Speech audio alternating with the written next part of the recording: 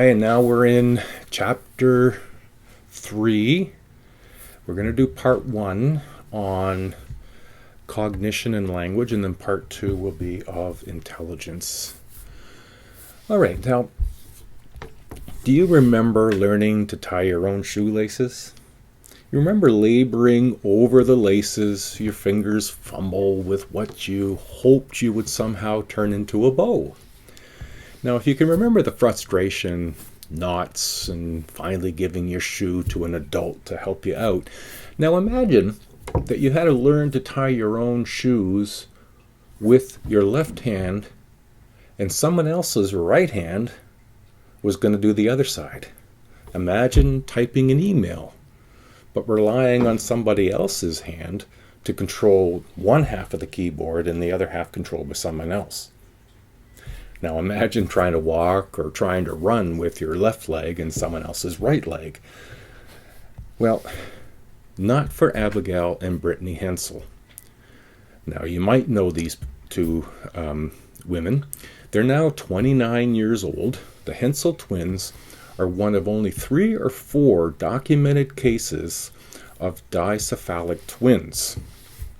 These are twins who have 2 heads, but they share 2 arms, 2-legged body, and they share most of their organs from the waist down, including reproductive organs, a bladder, but they each have their own stomach, heart, brain, and in a marvelous example of human body's capacity to adapt, the 2 girls are able to control movements, to clap, run, drive, and type emails, even though each of their brains thinks independently and controls separate side of their body that they share. Now, doctors can't easily explain how 2 separate brains can work in such perfect synchronization to allow them to complete complicated movements without the girls conferring with each other. In most other ways, the girls have developed just as others do. They have 2 separate personalities. Abigail likes orange juice in the morning and strives to be a dentist, while Brittany is spunky, likes milk for breakfast, and wants to be a pilot. Now at school, they take tests individually and they get different grades, and they both want to and are now married. So, Abby and Brittany's coordination, as well as their unique qualities, are of interest to psychologists who often explore the question of biological and environmental differences that we develop into who we are. As identical twins, Abby and Brittany have identical genes, and the dicephalic twins, they also have identical environments. Abby and Brittany throw a curve at us when we consider cognition, cognition specifically, and language and intelligence generally. Because, of course, they have 2 separate brains, therefore how they coordinate all this through their brain, both in terms of their own language and their ability to communicate, it seems, without speaking, around how to coordinate left and right.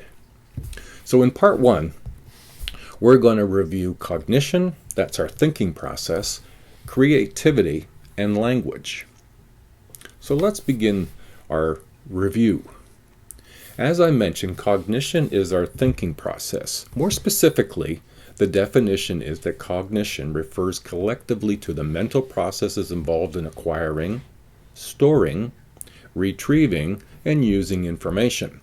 Now, even though we use the word thinking in many circumstances, do we really know the mechanisms of thinking? There are 2 primary tools we need in order to think, and we use our cognition skills, and they are imagery and concepts. Now, those don't appear to be the things that might jump out at you as important elements to cognition, but let's look. Imagery is the representation in the mind of a sensory experience. This could be visual, auditory, gustatory, that's your taste, motor, olfactory, that's your smell, or tactile, touch. So that sensory experience contributes to the imagery. So when we think about past events, try to remember, or we try to consider the future. It's imagery that we apply to get this sort of visual representation of the experience, ideas, or even thoughts. Now we can move these images around in our mind. Now this is better this to better sustain or to maintain or to manipulate, for creativity, or to better organize or use or to remember and retrieve for information for some time later. Now we can then describe what is imagined in our mind. Imagery first. Concepts. Now these are labels that represent classes or groups of objects, people, or events sharing common characteristics and attributes. Now we can form a concept from a formal definition of a concept, like the definition of a concept. We approach concept formation in the active, orderly, systematic, and not very haphazardly. So when we talk in terms of a concept, then, when you're learning biology, you're learning different concepts. When you're studying psychology, you are. So by systematically memorizing features or attributes common to members of a concept, this is as in formal classification systems. So when you think about, like I said, studying biology, chemistry, anatomy and physiology, psychology, sociology, all of these involve learning new concepts by actively and in an orderly, systematic manner be able to understand complex system ideas or subjects. So rather than, learning biology or psychology by dancing all over the book, finding different concepts and introducing them to you, we try to do so in a very organized, systematic, connected, relatable manner. And that's what's the value of formal definitions and classifications. Now we can also learn concepts through our experiences with positive and negative instances of the concepts. So throughout our life, we have been exposed to all sorts of concepts and have received all sorts of feedback from parents, friends, teachers, employers about our accuracy, positive and negative. Yes, that fits, or no, that does not fit. Or is it, it's an exception, like a penguin is to what we would normally see as a flying bird. Penguins don't fly, and if you look at a penguin, you say there's some similarities between that and a robin, but for the most part, penguins don't appear to be a typical bird. Now, we can also use what are known as prototypes. Now, prototypes are examples that embody the most common or typical features of that particular concept. And we can use the bird prototype that involves robins and sparrows and the like, since they can fly, rather than penguins and emus that don't fly. Do you have a prototype for other things like cars, fish, trees? So prototypes are your best example that when you think of bird, maybe you don't think of penguin, you think of flying birds that you see on a more regular basis. Now we can also gain our concepts not just through prototypes, but also through the use of exemplars. Now, exemplars are these individual instances or examples of a concept that are stored in memory from our personal experiences. So if you work with penguins in a zoo, and your exemplar of a bird might include a penguin. But if you don't work in a zoo with penguins, you might not contribute that to your exemplar. You might use a robin or a sparrow, something you see more frequently. Someone who doesn't work in a zoo may use a bird they see more regularly, a robin, or some others. So exemplars are not static, they're dynamic. The exemplar of a bird I had when I was 5 is maybe not the same exemplar I had of a bird when I was 30, 50, and in the future. Exemplars are not static, they're dynamic, so we can and do update our exemplars as we gain more information and more new concepts or examples. Okay, great. Now let's jump to the decision making. So how do we decide? Now consider the decisions you've recently made. Which post-secondary school do you want to attend? What to give family or friends for Christmas? Where to eat next week with friends? All of these decisions utilize our cognition, our past experiences, and other tools to assist us. Did we use logic, intuition, or other strategies to make decisions. So we're going to look more closely at how we make decisions. And decision making, by definition, is the process of considering alternatives. Here's my 5 alternatives, and choosing among them. The definition does not include or suggest that we make good or beneficial decisions, just that we choose an alternative. So if there's 5 here, we choose the second one, that's a decision that we've made. Now we can, and is a very individual experience in terms of these alternatives. They won't always be the same for all of us, and they won't be the same for us all the time. So many things can and do affect our decision making. So often we use a strategy known as elimination by aspect. So when we think in terms of what affects our decision making, one strategy is known as this elimination by aspect. And that is when we eliminate alternatives that do not meet our criteria for a good decision. Now, when you chose Georgian College, you may have considered location, cost, program, support, availability to services or activities of interest in the area, proximity to family. Given the choices, your alternatives that you could have chosen, available to you, likely began evaluating and eliminating those alternatives that did not fit your expectations, your criteria for what you wanted as a post-secondary experience. Now, another strategy we often use in our decision making are what are known as heuristics. Now, heuristics are known as like a rule of thumb. They are derived from our experiences and used in decision making and problem solving. We'll revisit this in problem solving, even though there's no guarantee of their accuracy or usefulness. Now, this can explain to some degree why we don't always make good decisions. We rely on what we've done in the past. Whether it's been successful or not, the strategy we use might be the same, and heuristics is one of those strategies. There are many forms of heuristics, one based on whatever alternatives that just came up to mind, the easiest. Those are known as availability heuristics. So just because it popped into my mind doesn't make it the best alternative, but sometimes that's the rule of thumb I will follow, and sometimes it works and sometimes it does not work as effectively. These are rules of thumb based on our past experiences, so they're not always accurate, they're not always logical, and they're not always reliable, but they are helpful. Like how you decide to study for a test, or how you decide to start an assignment, or how much time and effort will you spend on assignment is all based on this heuristic. It's about your past experience and what comes to mind as the easiest. This is not always the best, however, it is one of the available choices. There are other choices, and sometimes we need to take more time to survey what those other choices might be.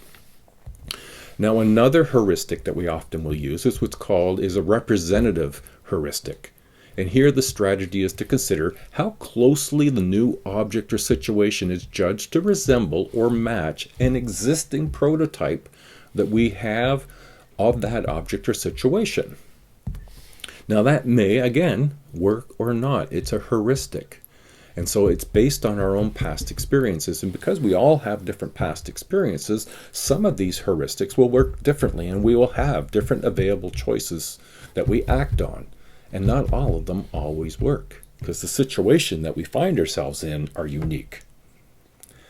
A strategy in which decision-making stops as soon as a factor that moves us toward a decision has been recognized is known as recognition heuristic. Now, there are a lot of these. So, for example, if you vote for a female or a woman candidate simply because she's a female, name on the ballot and who you want as a woman to win the election, it wouldn't have mattered who it was. It was just that you had a recognition heuristic of, I want to vote for a woman, there's a woman candidate, I will select. That doesn't necessarily make that the right or best decision, but it is what's known as recognition heuristic. And it's a simple example, but it plays out in so many other ways that we don't always recognize these heuristics. Now, heuristics can help. Now, although they're not always helpful or the best. However, heuristics are not the limit of our thinking, decision making, or problem solving. So let's carry on and look. Another alternative, and one that we probably use more than you may think, is what's known as framing. And in a way, information is presented so as to emphasize either a potential gain or a potential loss as an outcome. So framing is a decision to framing a decision to attend post-secondary may be a positive framing. It will set me up for my career. I'll meet new friends, be able to have a career rather than a job to support me later.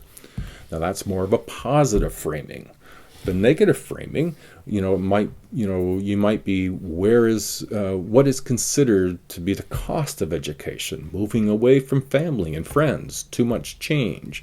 It may be stressful or overwhelming. Either way, it is post-secondary, and our point of view on it, the good and the bad, is what is known as framing. Now, framing is similar to the positive or negative point of view toward a choice. You can go either way or consider both sides. Another strategy often we use in decision making is known as intuition.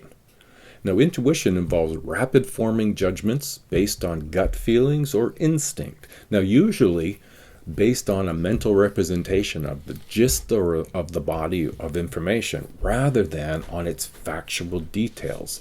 This could lead to some errors in reasoning about decisions. Intuitions can be helpful, but they too are not always accurate, and sometimes they don't serve us in our best interest or our best way. Now, a strategy that is often used, it's a problematic strategy actually, it's called anchoring. And it's an overestimation of an importance of a factor by focusing on it to the exclusion of all other relevant factors. Sort of like focusing on the minimum credit card balance, paying off that minimum balance, which can still lead to higher interest rate charges. Because if you take off the minimum, that's great. Then there's interest charged on the remaining that's there. So if you can take more off, it will start to lower interest rates. But if all you do is stick to just paying the minimum, that's anchoring. You don't look at any of the other alternatives. All right, that's an overview of looking at decision making and the strategies we might use. Now we're going to move into problem solving and how we do this. Now there will be some overlaps because the two things, decision making and problem solving, can be related.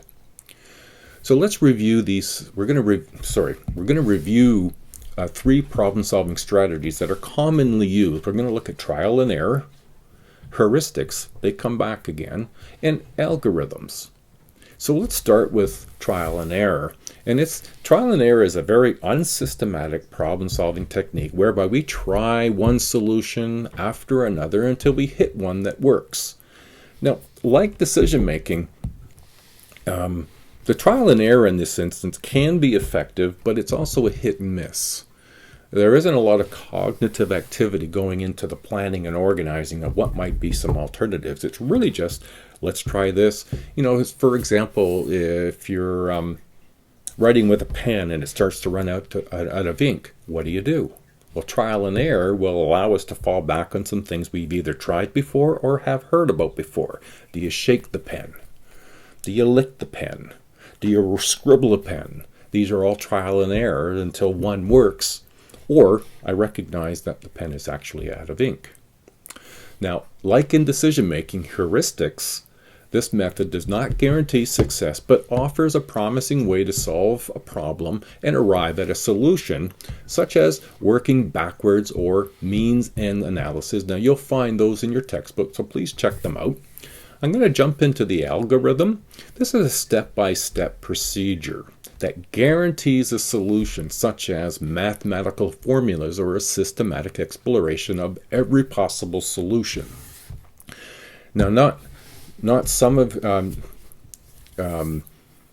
you and I used to decide, what to have for dinner. So if we're not sure, we use a very complex and data-heavy circumstances that the precise answer is required. So doing a Google search, for example, are some on a specific topic. Well, Google uses algorithms in order to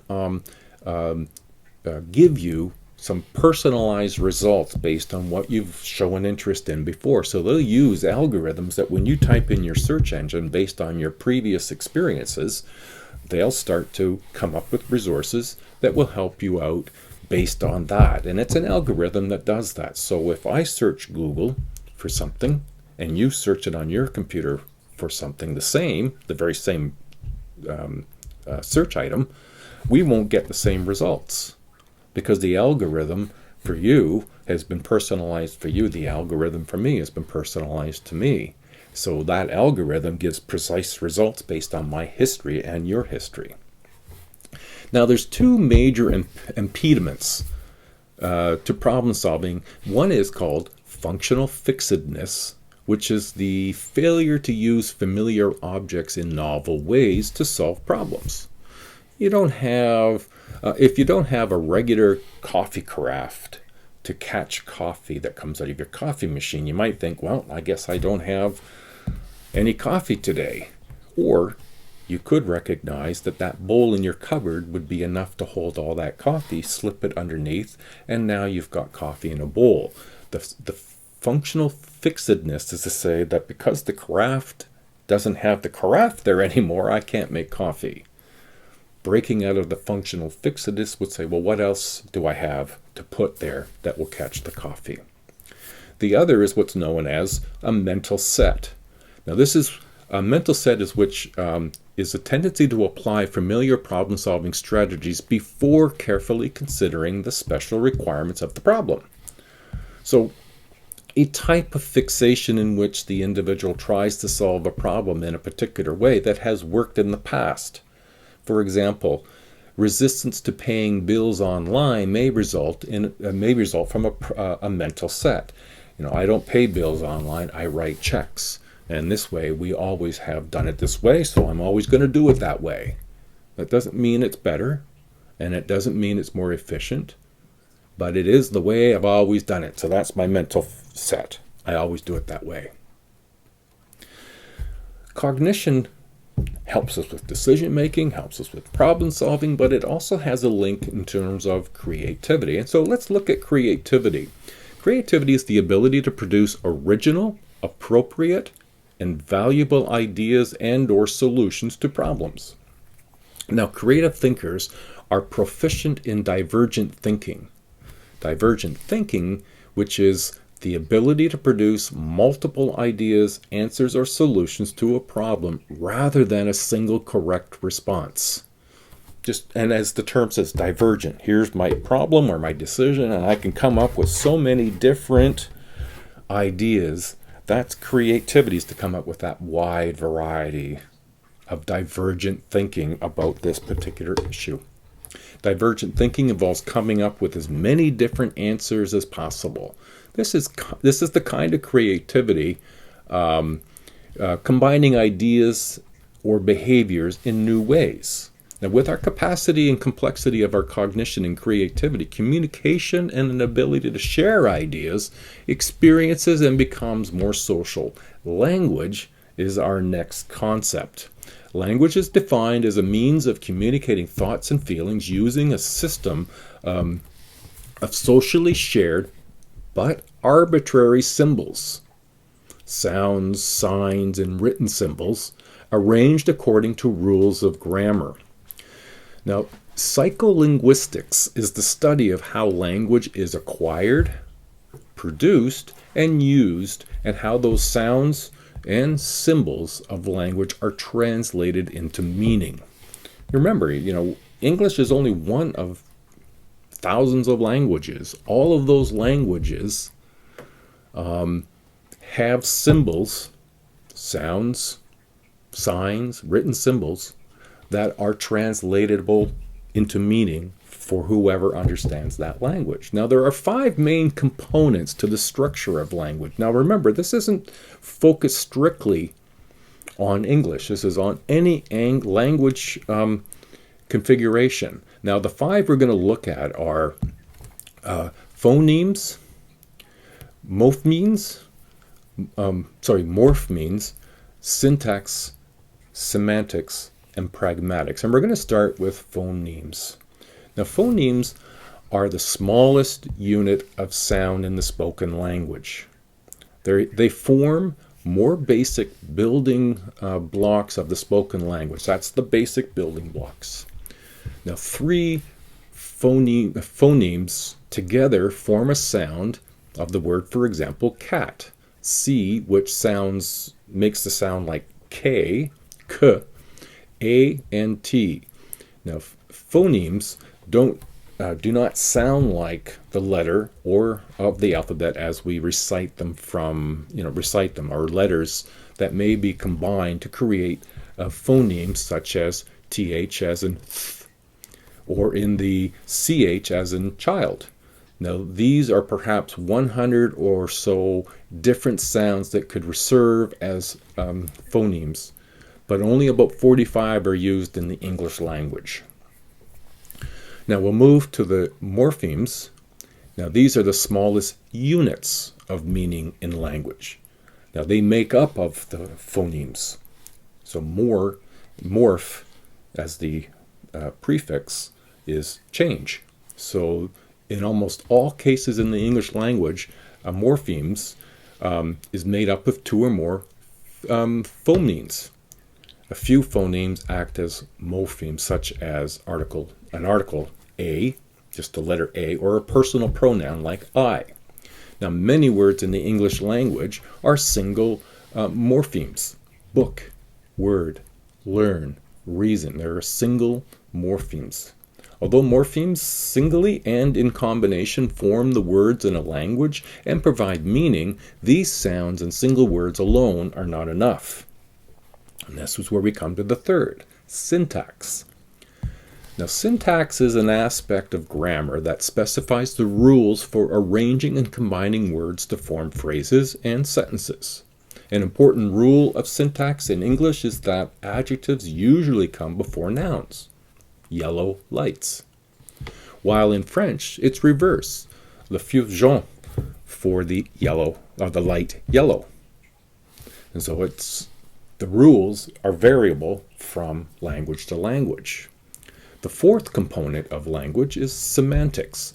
This refers to the meaning we derive from the morphemes, words, and sentences. The same word can have different meanings depending on how it's used in sentences. For example, I don't mind your manners, and he has lost his mind. All use the word mind, but in a different way. I don't mind your manners, he's lost his mind. Now, pragmatics, this is the fifth, and they are the patterns of intonation. Now, that's an important element to our language, but pragmatics is patterns of intonation and social roles associated with a language.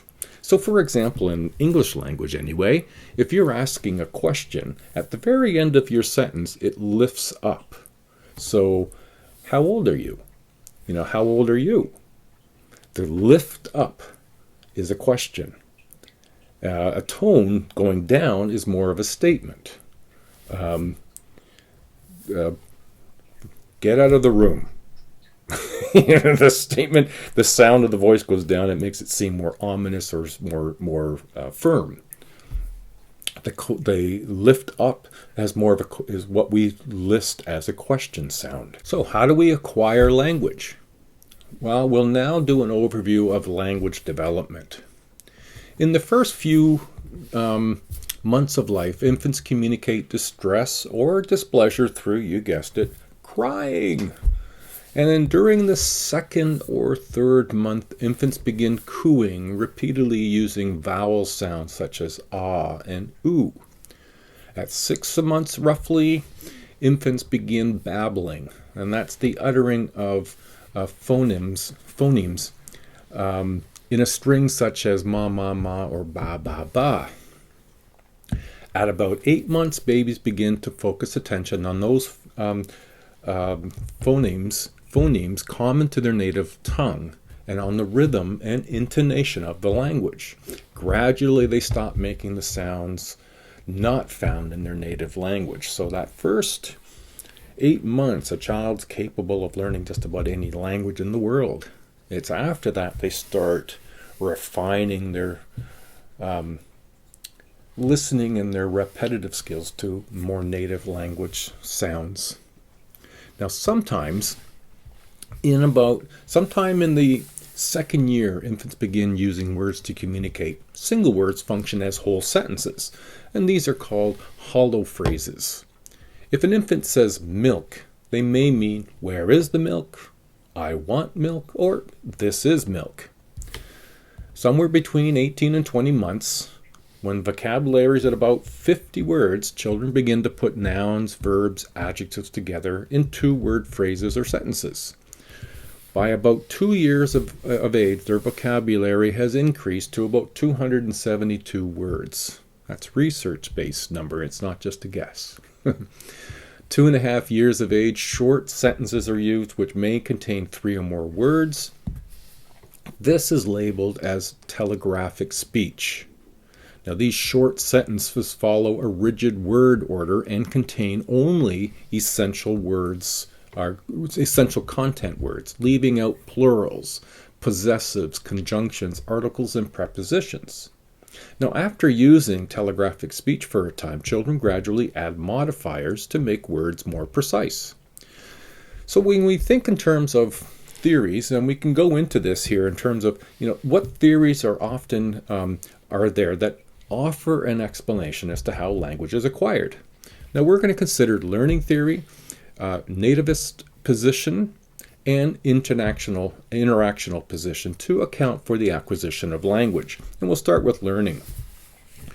Learning theorists have long maintained that language is acquired in the same way that other behaviors are acquired, as a result of learning through reinforcement and imitation. So babies imitating the sounds of parents and imitating the facial expressions of parents. When a baby says something, and the way that we give feedback to them can be reinforcing for words to be repeated again. Now, nativists propose that language ability is largely innate. So learning says it's learned. Nativists say that it's innate, it's inborn. Noam Chomsky is a proponent of nativists, and he maintains that the brain contains a language acquisition device. Now, this isn't a device like a phone. This is just a working area of the brain, language acquisition device, and he calls it the LED, which enables children to acquire language and discover the rules of grammar. Now, this mechanism predisposes children to acquire language more easily and naturally. Now, the third is the interactionalist perspective, and it acknowledges the importance of both the learning and the inborn capacity for acquiring language, this nature-nurture balance. Parents often use simplified language, and they've termed that simplified language that parents use as motherese when interacting with their infants. The term motherese is usually referred to now as the infant-directed speech or child-directed speech in order to include others, besides only mothers who can speak with infants and children as well. Now, we value our ability to communicate. However, we are not alone in communication. Other animals also communicate. In fact, most other animals that make a sound, it's argued that those sounds in some way or capacity with others of its species mean something to them. We're going to briefly consider the research that's gone into the work with other primates. What similarities and differences are there between human and primate language? Well, one of the first things to be aware of physiologically that chimpanzees do not have a vocal tract to adapt to speech, and their communication with using sign languages or symbols consists of constructions strung together, these words just sort of strung together rather than in sentences that we understand as sentences. Now, researchers do use American Sign Language to teach signs and concepts and objects. Research developed artificial languages to clarify whether apes could master the concept of similarity. These things are similar and these things are different, and there was some success in that. It was determined that one of the apes being studied, her name was Lana, was able to improvise with her communication by combining symbols in order to obtain what she wanted. For example, Tim, give, apple, which is orange. Now, when you read a little bit about that in your textbook, you'll recognize that the reason that it was structured that way is that the symbols that were available were limited. And Lana basically innovated or created a string of words that to her communicated what she wanted Tim to do. The most impressive performance to date is a bonobo by the name of Kanzi, showing that he had the ability to learn by observational training demonstrations, advanced the understanding, at least for chimps, of spoken English and could respond correctly to new commands. Now that's not chimps speaking, but understanding English words on a limited basis. Now what makes this so impressive was Kanzi's mother was who was being trained. Kanzi was observing, because Kanzi was a small infant, if you will, or a child in a ape world, and was observing his mom's training. And Kanzi not only was able to learn what his mom did, but exceeded what she did. So on the basis of research with chimps and other animals, many investigators now believe that language is not necessarily unique to humans. So there we are, part 1 completed, as we will now, as we'll cover intelligence, measuring intelligence, range of intelligence, and emotional intelligence in week's 2 videos. So bye for now. We'll see you in week 2. We'll see you in week 4 in part 2 of this chapter. Bye now.